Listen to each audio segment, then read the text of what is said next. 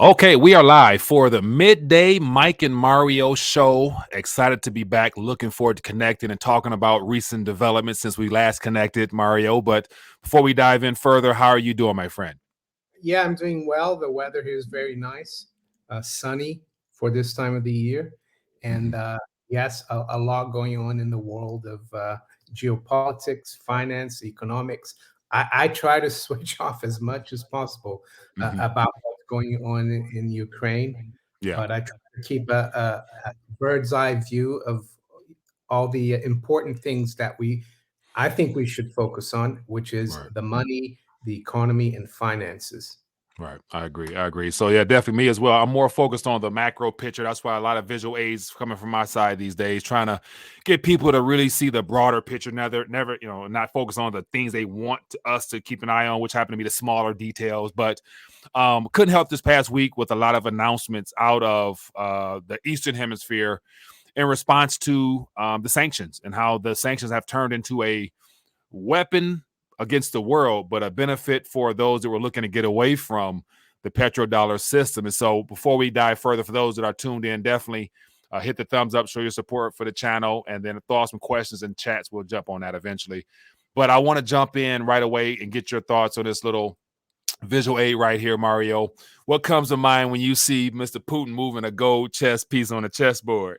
Yeah, well, a couple of things. The first one is that the old saying that he or she who has the gold makes the rules. Yeah. And second one is that the Russians are renowned for being very good chess players. Mm-hmm. Uh, Right. so, and I know President Putin is also a black belt in Mm-hmm. judo. Yeah. So, guy's not silly. I mean, this is the kind of leader that we should have in the West. Not saying they should be, elected for life, but they should be intelligent, forceful. But unfortunately, we've got peon. The players in the West, they play checkers in the West. They don't Right. play chess. Right. That's what comes to mind for me. Yeah. So this is like a little rendition from a piece of our artwork I did for a video I did a week ago or whatever. But just when I saw the gold news and the sanctions and the gold ban sanctions and all this stuff about gold, gold, gold, I'm thinking like, man, like this is right where I think Russia, Putin, and all the other players out east where they want this narrative to go, bringing gold to the forefront to where it puts more information, more news on gold, and it plays right into as if Putin was moving more chess pieces, basically saying, check, your move. What's next? And so now we got all the sanctions and stuff coming. But so I just think it's just timely how gold is becoming a prominent story, and it's right on time. But let's keep moving along. Let's get into some more information here. So I want to piggyback on something that came out last week. This was a Western narrative saying Russia has 140 billion stockpile of gold, but no one wants to buy it. Oh, I don't think they want to sell it. They want to receive it for their natural resources. But once again, take it with a grain of salt. But gold is getting a lot of attention. Then you fast forward to this week, we got news about trying to freeze Russian gold. So clearly, the West is they're paying attention to the possibility of gold being used in the next monetary order. So I just man, it is just nonstop. So it's intensifying, I must admit. But what are your thoughts on all this, Mario? Well, the first article you showed there showed Mm-hmm. that the West and Yahoo News, whoever mainstream media in the West, they don't understand gold. And then you go to the other article. Yeah. Here they say no one wants it. So if no one wants it and it doesn't matter, why is the U.S. so adamant to try to stop people from dealing in gold? Right. What they're scared of is that gold is the anti-dollar. Mm-hmm. People forget that the Federal Reserve note, or what we call a dollar, is a promise to pay in gold. And Right. the dollar we use today is just a substitute for gold and silver. Right. But yeah, they're scared, very scared about the gold button. I Mm-hmm. mean, heard a couple of days ago the ruble Mm-hmm. story about having to pay for gas in ruble, unfriendly European countries. I think Right. that was huge. I made a video about that yesterday, Yeah. and yeah, I think now the West is really scared about the gold. Let's see, bullet. I would Right. say. Right. That's good. So here's just, so we're gonna definitely get to that. But Russia wants the West to pay for oil and gas in rubles. And so I like the two words it was used. It said, what did it say? Unfriendly countries, or what was it? It was a word, two words it was used that stood out, because it's like literally they were trying to say they were referring to the EU, but then it's like they wanted to really say the US or West or Biden or something like that. I think it's the Compromise. Unfriendly. Here we go. Unfriendly countries. yeah, Unfriendly it's the countries. EU, UK, US, Canada, Yeah. Australia, New Zealand, I think Singapore, and Japan, and that's about it, really. And Yeah. Ukraine as well, of course. Right. So here's a little that little short little minute video whenever it pops up of Putin making that announcement, basically saying like, it doesn't really make any sense for us to sell our resources, our oil, our energy in anything else other than rubles. So from starting next week, we're going to I'm gonna make some adjustments, and you're going to have to deal with us in our own currency. And of course, I saw the ruble at that moment. Definitely, it was very favorable on the foreign exchange market for the ruble. Yeah. But go ahead. Did you say something? No, no. I mean, the ruble did rebound. I'm just trying Mhm. to find out where it is right now, because I used to get it in my system, but it's not being traded. But it's trade. The dollar is about 100, but it got up as far as almost 140. So Yeah. yeah, the ruble has rallied back, and yeah, the other thing I would say about this natural gas thing, Yeah. to with rubles, is that the Russians are still going to respect the contracts they have, uh, Mhm. to to be paid in euros or dollars for now. But once they expire, I think it's going to be rubles, Yeah. and they could apply that rule for all the other commodities like wheat Mhm. and other things like titanium, all the metals and resources that they have. Yeah. And I'm not sure I agree with this, but like Gonzalo Lira, some of you might have heard of him. He's become quite popular now because he's in the Ukraine. He thinks that this move could make the Russian ruble the major reserve currency for the world. Mm. I'm not too sure about that. I think it could be one of the major ones. Yeah. Uh, I'm not sure it will become the major. And he Right. thinks the ruble could be backed by commodities other than gold. I'm not sure I agree with that, to have maybe a petro ruble. But it's all getting really interesting because China is looking to do the same. Right. Right. Very true. And to just add to that, I think the West is also aware of the changing of the guards, and this has to do with what Jerome Powell admitted in the fact that it's possible for there to be more than one global reserve currency. And clearly, gold is starting to squeak into the headlines, and now it's going to be a matter of, of course, government's going to eventually try to back it or peg it to something to, so they don't have to actually move gold physically as much. But I think Jerome Powell is aware of what's going on, and therefore the scramble is on now to cover up the narrative by saying that you can actually freeze. Like, how can you freeze something that's not on a digital ledger, that's not publicly visible outside of just actually sending it or sharing it or making a phone call? You don't have to use a computer to actually transact solely in gold, and that's the benefit to having something real and tangible you can feel. So I do want to touch on something real quick that I read. And so moving forward, this is how they're going to, try to keep Russia from, allowing other nations to transact with them in gold. It says, what kind of impact will this have on Russia? And it says here, the move should further impact the country's ability to launder money. So they're basically saying that by using gold, they're laundering money, and it will apply secondary sanctions on people who trade in gold with Russia. So moving Well, gold now is considered laundering money. well, I'll give my 2 cents Go on ahead. Go this. ahead. Well, I guess Russia has been clever enough to keep all its gold in Russia.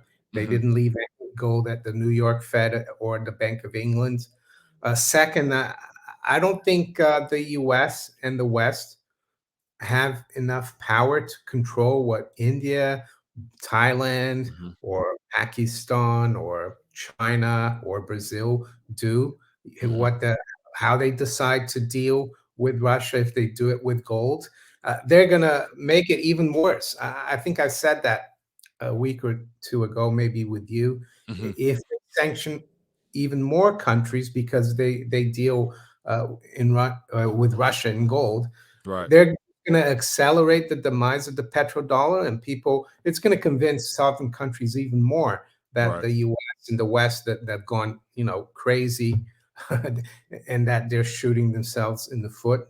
Right. So I think it's a desperate act, and it's not going to work.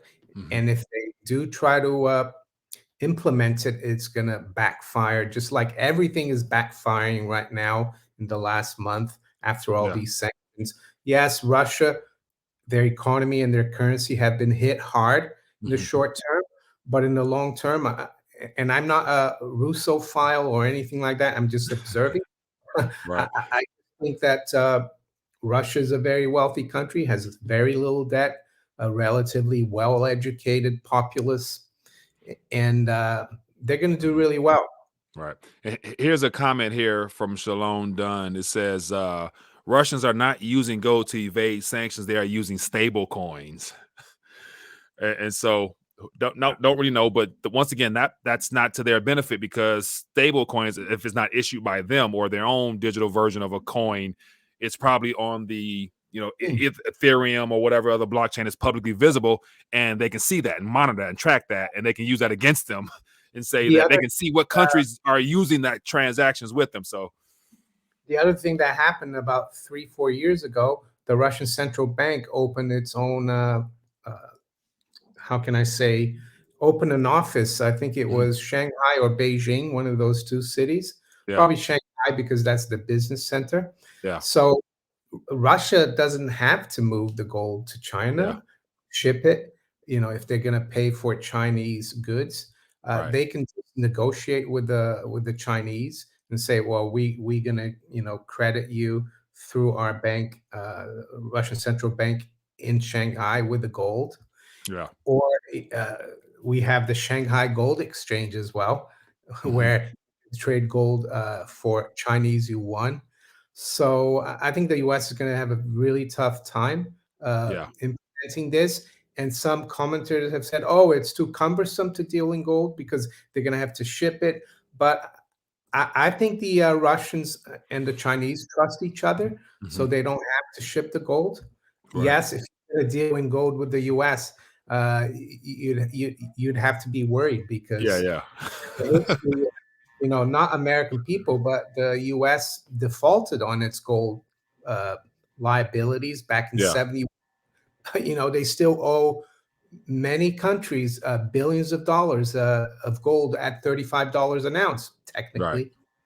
Right, very good. And so, as you were mentioning about setting up a bank or establishing an account in Shanghai, I just typed in that real quick, and first thing popped up was because of the sanctions, Russian firms rushed to open Chinese bank accounts as sanctions bite. So, I had imagined, of course, sanctions only strengthen their cooperation and all their deals. So, these are activities you really can't stop. So, if Russian banks, private, commercial, whatever, actually go to another geographical location right beneath them and they start doing business, back and forth, that's not on your network, so you're not really part of that trade there. So, but it is what it is. But we're going to hear more and more about what they can and can't do, and so other nations will jump on. So here it looks like the guy in your neck of the woods, UK Johnson, says there's evidence. There's evidence out there. I'm not sure how their intelligence came up with this, but Russia's trying to get around sanctions using gold. So Yes, how's probably Mr. Johnson received over there these days? probably the same evidence they use for the weapons of mass destruction in Iraq.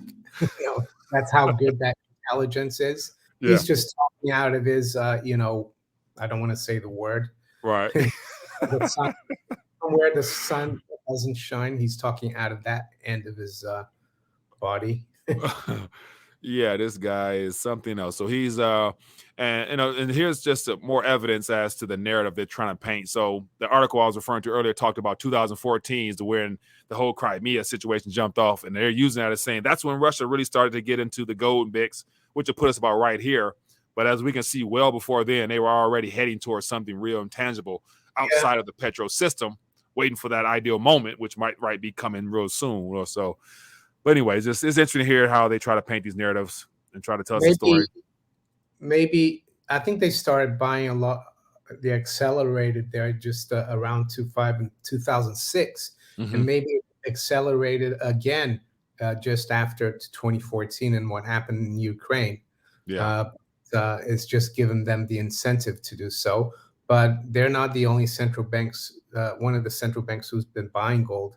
I think the Chinese have probably Hmm. bought a lot more than they let us know. We've Oh, seen India, Turkey, Brazil, and many others. Poland has bought gold. Even yeah. Ireland, I think, bought some gold recently. Yeah. One thing that's different about, even just using the words buying some gold, they're ultimately, I think Russia and China, have been heavily in mining gold. Like, we don't know what happens within those borders there. We just know what they report to the World Gold Council, which of course is a fraction of what, their actual holdings might be. So we have no clue, but it's just interesting how they try to sell that. But, they're buying gold. They're really redeeming notes, their own Yeah, central that's right. bank liabilities. Yeah. All right, let's keep moving. So here's another thing worth mentioning. Just more distractions from the West. Earlier, or 2 weeks ago, the Stop Russian Gold Act of 2022 was put forth by a Republican out of Texas. And it's real short and sweet, basically saying if you do business with Russia and gold, we're coming after you type of thing. And so it just shows how gold is of importance to, make sure you keep out of the limelight and away from the ears and eyes and ears of individuals, because it's going to come that way. And let's keep moving, man. What else we got here? So I want to talk about. You can touch on this if you don't mind, Mario. Yeah, Just more gold news. yeah, gold producer Petropavlovsk. A bit of a mouthful, but I'm interested in this because this company used to be called Peter Hambro Mining, and it's a UK-based company. Their headquarters is in Russia, and they mine in eastern Siberia, I think. They mine Mm-hmm. for gold. And a couple of weeks ago, I remember this company, and I thought, oh, I wonder how it's doing. And I tried to buy some through Yeah. my brokerage, and it wouldn't allow me to buy unless I was closing a short, and Mm-hmm. it wouldn't allow you to sell unless you already have a position. So they're Yeah. not allowing you to buy this company. This company has gone down the tubes, Yeah. the market cap, and the thing is, it's a UK domestic company, but it operates a lot in Russia. The directors are Russian. Their bank is, I think, Gazprom Bank. Uh-huh. And now they're supposed to make a coupon payment for one of their bonds, but Yeah. the that they use has been shut out from the West, Right. or yeah, from the West, and it's possible that this company could go bust, but they still have the assets in Russia. Right. The gold mines, and there's a special kind of gold mine. If you go to the bottom of the article, Uh-huh. they have some here. It says Petropavlovsk's most valuable asset is a state-of-the-art pressure oxidation plant, one of just two in Russia, commissioned late 2018. The so-called POX hub allows it to produce gold from refractory ore, which is difficult to process but abundant in Russia. So maybe this Mm. the West again trying to stop Russia from accumulating gold, and this company could be producing a lot of gold that stays in Russia. Yeah. But the article also said that the Russian central bank might come in and save them and buy their gold and Yeah. keep going. And I think they will do that. Mm. And I really wanted to buy the company because Yeah. it's dropped from 30 pence or to it's now less than 2p. Yeah. And I think it's a good investment. But unfortunately, I think it's going to be delisted from the London Stock Exchange, and people won't be able to access it in the West. Yeah. All it means is that Russia is going to control those assets even more, and more gold for them. Yeah. Oh man. So yeah, that's more gold is the primary focal point in the monetary realm. But let's talk about what's happening with the London Metals Exchange, and how that rigging looks like something is blowing, or if they've tripped a couple fuses and now they're trying to scramble to cover some things up. But here's that tweet you sent me from Wall Street Silver. About LME says second ring session on March 24th and nickel will be deemed a disrupted session, and all agreed trades during this session will be null and void. Well, they did that a couple of weeks ago. They Yeah. canceled trades, which is something I worked in the markets for over 20 years. And the only time I cancel a trade for a client, for example, is if the client said, "Oh, I want to buy such thing," and I sold by mistake. And then I would try to buy it back at the same price and say, "Okay, we've canceled the trade." But Yeah. this is different. This is like people agreeing, two counterparties agreeing on buying and selling, and then days later or 24 hours later, the exchange says, "Oh, those trades are no good." Yeah. So I think the LME now is hashtag Mickey Mouse market. That's what it is. And we were talking before we started that I think this is, and you said that as well, that this is a symptom of all the leverage, all the paper in these markets that are Yeah. supposed to be trading real things, and Yeah. it's all unraveling.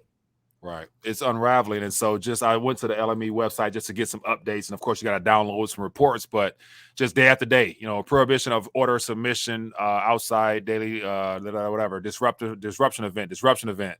So it's like, definitely they're having issues. And so as a result of that, they're preparing themselves, trying to brace for more impact by doubling up their default fund, by having those that are having the speculators involved with all this shenanigans, basically add more money to the pool to help cover some of the losses for upcoming April possible defaults, if there are any on margin calls. So, and the way the LME works, it's not a normal futures market where brokers match buyers and sellers and take a little commission, a fixed commission.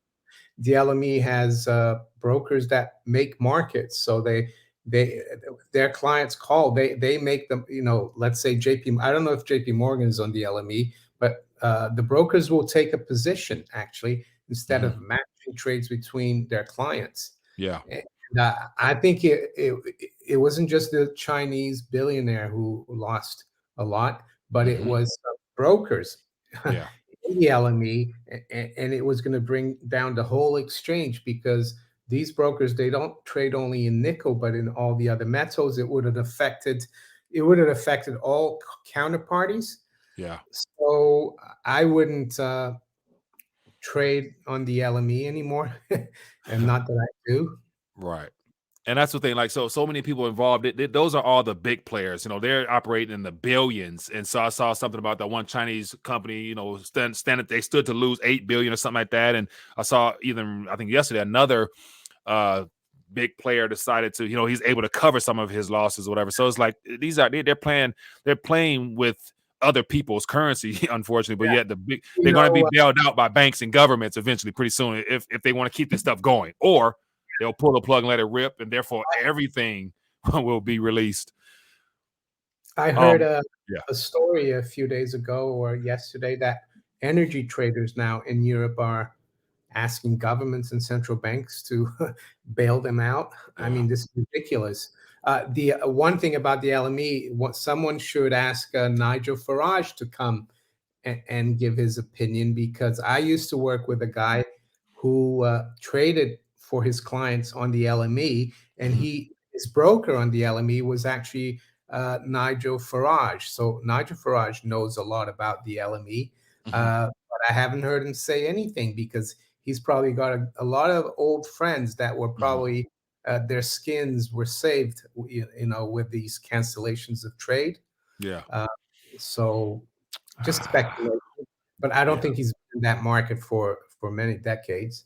Right. Now, speaking of which, just some things we can some possible scenarios that could play out, and things we could learn if some switches and if some fuses blow and things, they lose control. So just looking at this visual aid here, or this little graph here, showing over the last couple of years how they're able to, just profit off these small little blips here and there, that whatever. But then something broke and it took it to all-time highs. And this is old, of course, but imagine at this current moment, we're in if you look at the far right, 3,000, 4,000 dollar range, per tonnage. Then all of a sudden it shoots up, to where I saw something about 34,000 or something. 34,000 is the last time I saw, or 34,000 a ton. This is in what is this, over in Shanghai, and 36,000 as of today, if I'm not mistaken, fluctuating a little bit here and there. But could you imagine that in gold prices? Like if something broke, it went from $2,000 gold to next thing you know, it's out there $36,000 a ounce type of thing. Would that be a very joyful occasion for a lot of people who've been very patiently waiting? Well, and silver as well. I mean, Yeah. I think silver and gold have been a lot more, well, if you want to call it manipulated or leveraged, hypothecated Hmm. than the base metals. So Yeah. it could be even more explosive. And Yeah. basically, it could mean the end of COMEX, the futures. They probably Right. have to stop trading uh, gold and silver contracts. And even the over-the-counter market in London, Hmm. which is supposed to be for physical, Yeah. it's mainly just unallocated paper games like in the LME. Yeah.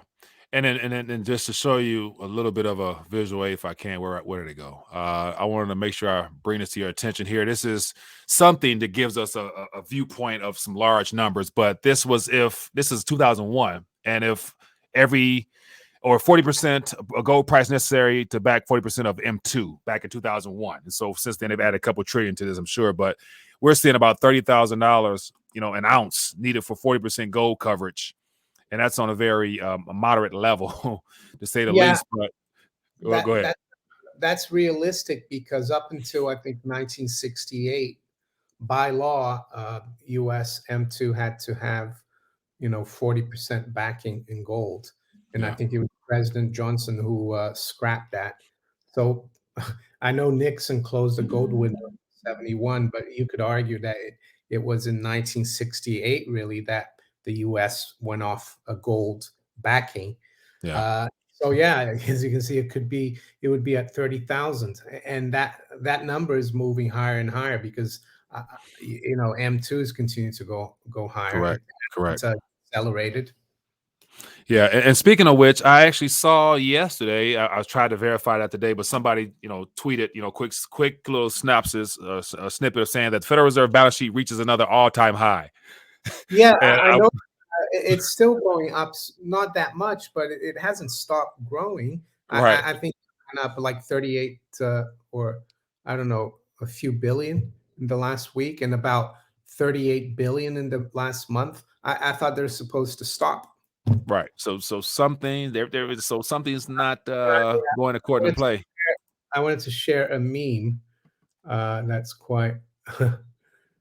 Let's see, where is it? Also, for those tuning in, definitely hit the thumbs up, show your support for the channel, and Uh, throw some questions and thoughts out there. We'll get to them pretty soon. You can share it on let me, your side or let me know, or send it to me. I can share it. yeah, let me. It's a tweet actually, but I'll send it to you. See if you can open it. Okay. And then also, I want to. We got a couple more stories I want to definitely hit on, and then we'll take some questions and thoughts. Yeah, hold on. Private chat. See if you can open that. I thought this was quite good. It gives you a great idea of what the Fed's really doing. All right, give me 1 second. Copy, paste this. All right, here it comes. Let me just put it up here. Doot doot doot doot doot. Open this window up here. Here we go. Fed fight. Yeah, I saw this. Yeah. The Fed fighting inflation. Yeah, 25 basis points. And speaking of which, watch this. So I was actually checking that out. Where was I? I was looking more into that. Let me go here. Definitely want to touch on the treasury yields, but before we get into that, let's go to the very bottom. And it talks about current Fed funds rate. And so as of right now, the current Fed funds rate is 0.32. And so once again, that's not significant whatsoever. So that quarter that was added, I'm assuming it's included in this, doesn't Yeah. really begin to address anything whatsoever. That's not really a fight, in my opinion, but I Actually, could be wrong. prior to this, it was 0 to a quarter. They have a target, Yeah, and now the target is 25 to 50. So 32 is right, kind of in the middle there. yeah. So it's still very low. I mean, Well with the beneath. It's nowhere nowhere needed to be able to really fight inflation if that was the objective, but we know that's not. So since I'm on this page, just touch on the concerns is growing because I'm hearing more and more people talk about recession, the invert, yield curve is getting tighter, whatever. Yeah. And today, I mean, again, out of the blue here, yields have jumped up a lot. The 2-year note is up 20 basis points. It's at 2.32%. The 10 years touched 250 today. It's now at 248. That's up 14 basis points. Uh, I think when the 2-year yield is higher than the 10-year, Mhm. then say the yield curve is inverted. Yeah. But now as well, if you compare 3, 5, and 7 year yields to the Mhm. 10, they're all inverted. It's all inverted. So yeah, only a matter of time until the 2-year goes above the 10, and Yeah. that will signal a recession. And why? Well, because uh, banks usually borrow short term, Yeah. like, and let's say they used to be able to borrow for zero from the Fed and lend, let's say, at 1.5%, 10-year, and make the difference. Mhm. But if they have to borrow short term higher than the long term, their profitability is going to go down. They're going to lend less money to the public, and the economy will slow down because it's a credit driven economy. Yeah. Now, so we see that the people watching this, they can see this. So clearly, the central controllers or regular, they got to see this coming. So assumption will be at some point they're gonna have to backtrack. But will they allow things to continue to unravel and then look for another diversion tactic to say that this is why, and Yeah, so they well, and not reverse course? the last time the yield curve was inverted was in 2019, and Mhm. everyone kept saying, "Oh, this time it's different." Yeah. And then you had COVID, and that Yes. was the excuse. Right. So I'm sure a lot of the people in the mainstream are going to say the same thing. Oh, it's different this time and stuff, Yeah. and something will happen. And then Say, can we say cyber event, or an actual hot war starts, or Russia decides to announce gold is the next yada yada yada. So we'll see. But let's get to some questions since we got it. Get to this one here, Chris. Appreciate you, man.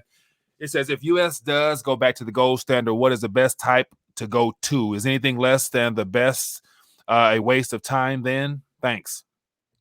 Is anything less than the best a waste of time? The best. My first thought is having just 3.9 fine 4.9 whatever you can get a hold of. Gold is gold in this in the monetary changing of order. So on an international level, they go on tonnage. So for us, just having anything outside of burning papers and digits on screens would do you justice. But I don't know. What do you think, Mar? well, I mean, uh, the prices that we have today, the fiat prices, are way out Hmm. of whack. Of course, you can't go if you go back to a $20 gold piece, which is Hmm. just under an ounce of gold. Um, but maybe they will go back to actually constitutional gold, and Hmm. maybe there'll have to be a rearranging or a lopping off of zeros. Let's Yeah. say gold goes to $20,000 an ounce, Hmm. and then they take 3 zeros off it, and they go back to $20. The old pre 1933 coins. Yeah, and yes, Chris, I think if you're going to have an honest money system, it can't be a bit honest. It has to be. That's what the states is. They don't like gold standard or a lot of the bankers because they can't cheat. Yeah. So yeah, it wouldn't work if we didn't do it properly, and but it would be really painful to do it properly. I think a lot of people who think they have a lot of money would find out that they don't have that much. Right, right. Yeah, the truth will definitely set you See, free that's financially and everything else. that's the $20, pre 1934 or Hmm. 33, and Yeah. that's about 0.9675 of an ounce. Mhm. So I guess if they let gold go to 20,000 and they say we're going to lop off, let's say, 3 zeros, we're going to go back, to that kind of. I think the measurement was $20.67 was a troy ounce, Yeah. and So then here's a and Roosevelt changed it to 35 in 1934. yeah. So yeah. Yeah. Weight definitely outweighs paper and digits in this next era. But And also, Mark, go ahead. Go ahead. the other thing I would add, excuse me, sorry, No problem. is that you need to think of gold not in the fiat price, but Mhm. in purchasing power. What an ounce will buy you, or a gram? Yeah. Yeah. And so Mario, just on my side, I updated the changing of the monetary order. And you see predominantly debased slash burned fiat note there, about 80-90% through, which more resembles the currently remaining purchasing power of the Federal Reserve note. So had to update that a little bit. Good, that's good. Oh man. All right, let's keep it going. So let's get to some questions. So feel free to throw out some questions at Rethinking the Dollar. It'll stand out. We'll jump on it. Or Mario, as you scroll through, what do you see? We can Yeah. just So get some look, thoughts answered. Here's one that says, guys, if you had $100,000, what would you do with it? Yeah, it depends on where you're at in life in general. So if you just actually have found a bag of notes outside $100,000 worth, you might want to, if you keep it, whatever you do with it, take care of some of your old liabilities and free yourself up so you got some more time to do what you love to do. Then, finds a way to, double that, triple that, flip that, whatever. So yeah, just I having agree with fun with it. Mike. Yeah, I don't have to. I agree with Um, him. is that go by? Says what good is money when there's not? Okay, so that's good. Where is that? What good is money when there's nothing to buy? That's Ah, true. And that's what happens in the high. Actually, in the hyperinflation, you got both. There's mhm, no currency, or the currency is worthless, and there's nothing to buy. They're talking here in the UK already of shortages of milk, mhm, because the farmers are saying that it's getting too expensive to produce the milk. The feed for the cows is going up, the fertilizers, yeah, transporting the milk, petrol and fuel prices are going up. So yeah, yeah, in a hyperinflation, I've spoken to a guy from Lebanon. They've had hyperinflation in the last few years. I've spoken to Star Path Academy. mhm, Yeah, they said that there's no currency around, and if there is, it's worthless. So producers don't produce anything. It's not a good time. yeah, Hyperinflation, uh, and yeah, you might have gold and silver, and you might not be able to do much with it. The trick is holding on to it after things settle down, because hyperinflation doesn't last forever, and you have great opportunities, I think.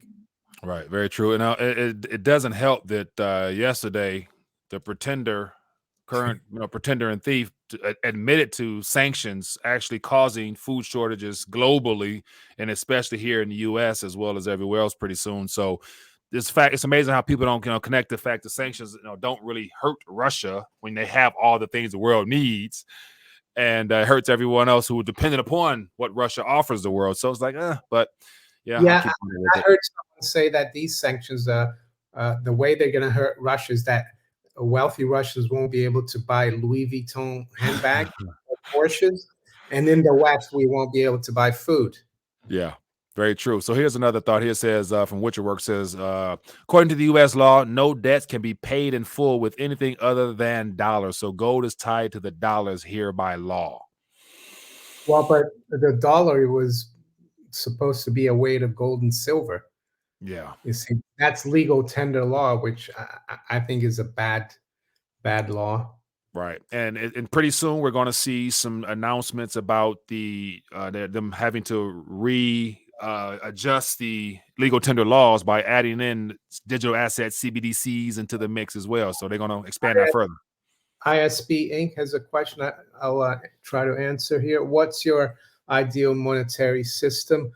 Gold, silver, how do you store it and make it practical for day-to-day trade? Well, the ideal monetary system is a free market system, and we Mhm. we had that up until prior to World War One, or prior to 1933 in the U.S. Yeah. And people, the way you trade, you just it's just like coinage, you take your silver coin and you buy something and people are used to it, or gold. Gold Hmm. is more of a savings instrument, I would say. Yeah. I guess if you go out for a huge dinner at a expensive restaurant, you might use a $10 gold piece. Yeah. But for day-to-day change, it's silver and even copper. So you just and the U.S. Mint, it's all in the Constitution. The U.S. Mint is supposed to take anyone's gold and silver, be it bullion or jewelry, and they will convert it into coins, Yeah. U.S. coins. They'll mint it for you for they'll take a little percentage off it. It's called seniorage, so that they can keep running, and that's how it runs. Yeah. So Good point. And so as you mentioned, just having a free market to allow the market to determine what's best and what the people want to use. So I wouldn't be opposed to the digital asset space if it was something that I had more confidence in, i.e., I'm more hard pressed to would utilize privacy coins, because those coins are created with the idea of trying to make sure that there's complete fungibility, complete privacy. So I'll be good with using those if more people started to adopt that. So one I'm thing okay. I'm fair game. one thing I like to see, I wouldn't mind using digital anything, but Hmm. I'd like to see a few things happen. The central bank being abolished, Hmm. um, you know, the banks having no power to like give our information away, Yeah. and also to scrap the inland revenue. So you've got that, it would be really free. And people say, well, what about money laundering, criminals? Well, that's the job for the police to catch Right. criminals. Right. And if they have money and they're out and about free, that shouldn't really be our job or a bank's job to police them. Do your job, a law enforcement, and Right. don't blame us or try to tell us we're money launderers because you don't feel like doing your job. Right, and then the very concept of money laundering has become, it has become prevalent because of the taxation schemes in and of itself. The fact that only reason that they labeled as bad actors or whatever is because the government wants their cut. If we remove all that stuff that hinders our freedom and ability to earn and work and save without having to give it back in the form of taxation, which in of itself is a part of the debt-based system. Mind you, Federal Reserve Act came first, then the income tax added on top of that. You get rid of those two entities. What's money laundering? You get to keep and earn and save what you actually produce. So yeah. Another question here, Wally Brooks. How do you eliminate the Fed and banks and extend credit? Well, I'm not talking about eliminating the banks. I'm talking about eliminating the central bank. Hmm. And how do you extend credit? Well, how it used to be extended in the past before there Hmm. was a central bank. Let's say I deposit some gold with a bank, Hmm. and I wanted a demand deposit, which means that I can go there anytime and get my gold. But Yeah. if I deposit it as a time deposit, they would be they would have, let's say, a 3-month time deposit at 4%. They would pay me 4% and they would lend that out to someone else at 6. Yeah. That's how credit would be extended. And they'd have to be very careful that the credit that they extended was good credit so they could pay me back in 3 months. That's Hmm. how it would work. But you don't need a central bank for that. And I'm not against banks as long as they're honest, Hmm. honest banks. Right. Like a deposit is a demand deposit. The money should be there anytime I go there. It's when the bankers abuse that and Right. they do a fractional reserve with Right. your demand deposits. That's the problem. Correct. And so, like, prior to the fractional reserve banking model, after the Federal Reserve Act, was put into law, you needed actual capital. You needed, stuff in vaults to be able to use as collateral to be able to Yeah, extend those things. and there was even before the Fed, some banks practice fractional reserve. Yeah. They didn't last Uh, too long. they could get in trouble, and no one would bail them out. So, Right. and I think So, that's better than having a central bank, though, because people become more aware of what a bank is, and consumers are more careful. yeah. Here's a question from Mr. Wally Brooks. It says, "If the Fed is gone, wouldn't we need a central bank?" No. Why? The US didn't have a central bank from 1837 to 1914 or 1913. Why would you need a central bank? Why would we That's need a central bakery or a central dairy? We right, don't. right. That's the responsibility of the U.S. Treasury initially before they abdicated, responsibility to a private entity. So the U.S. Treasury was supposed to be the ones that oversee uncles or our government's financial matters, and of course, in collaboration with the United States Mint, which was supposed to be our coinage creator. You take those two entities; those are government institutions that are still operational now, but now they answer to, or they've been hijacked by the Federal Private Reserve Bank itself. been Exactly. owned by private banks. So this is the other thing. Like our U.S. Treasury right now, the person who sits at the top of it happens to be a former chairwoman who also has connections to I think Goldman Sachs, if I'm not mistaken, or one of the two big to fail banks. So they just rotate people in and out. Just man, they clear clowning. Anyway, keep it moving. What else we got out there? It's a couple more thoughts, questions. Let me see. Anything else stick out to you, Mario? Highlight at rethinking the dollar sort of stand out, and I can try to grab it. Question there. Richard Rothschild had a patent on COVID. Uh, you know, I've seen that.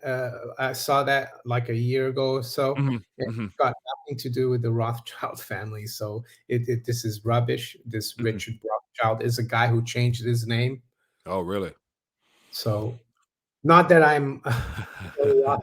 I'm just trying to give you the facts.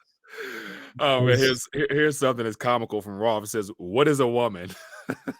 So I'm assuming. Did you see this the hearing for the Supreme Court nominee when she was well, asked what a woman was? She was like, "I'm not a I, biologist. I don't as know." I I'm told like, you, I'm trying to switch off from all this "Okay, circus. okay, okay. That's good." I heard there's someone that is being trying to get confirmed for the Supreme Court.